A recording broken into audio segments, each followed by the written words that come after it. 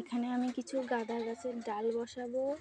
এই যে এই গাঁদা গাছের ফুলটা হলো এরকম, সেজন্য এই ফুলটা আমার অনেকটা ভালো লাগছে, সেজন্য এইটা এখন বসাবো। সেজন্য সেই পাত্রটা নিয়ে আসি। এখানে আমি সব কাটিংগুলো রেডি, এখানে এই জায়গাটা বসাবো। চলো বসানো যাক। এখন এইগুলাকে কেটে সেটে রেডি করে নিই।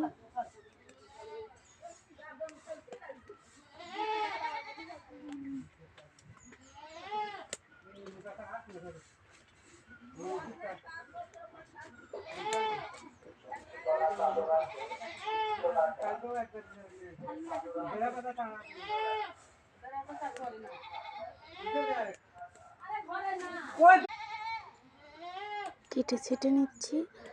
এখানে কিন্তু অনেক কড়িও আছে, কিন্তু কড়িগুলো আমি রাখবো না, কেটে ছেটে ডাবা করে রেখে দিচ্ছি।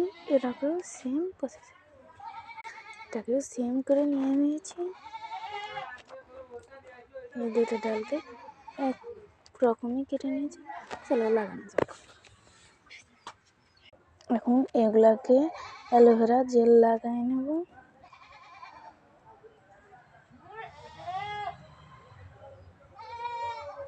বাট এখানে প্রতিস্থাপন করে দেবো, শিকড় বাড়ালে আপডেট দেবো তোমাদেরকে।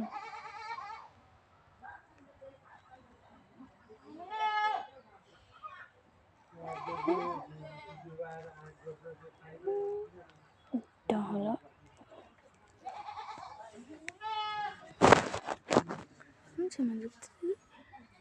রেখে দেওয়া হচ্ছে। এখানে আরো একটা ডাল আছে, এই তো আর একটা ডাল। চলো এখন এগুলোকে আমি সারের কুটোতে থিয়াছি।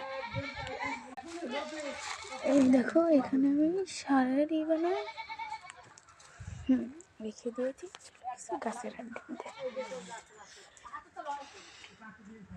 ওটা সেই ডালের ফুলটা দেখতে অনেক সুন্দর। চলো আমার চন্দ্রমল্লিকা গাছের আপডেট দেখাই। ও এই দেখো এই গোলাপ গাছের কড়িটা ফুটে যাচ্ছে, ফুটলে পরে তোমাদেরকে দেখাবো কীরকম ফুটে দেখতে হয়। এই যে সেই আমার গাঁদা গাছের কড়ি দুটি এখনো ফুটেনি, আর চন্দ্রমল্লিকা গাছের কড়ি ফুটতেছে, ফুটলে পরে বলবো। আর আমার ভিডিওতে সবাই লাইক সাবস্ক্রাইব, আমার ভিডিওতে লাইক করো। আমি ছোট একটা ভিডিও করে আমাকে লাইক সাবস্ক্রাইব। টাটা।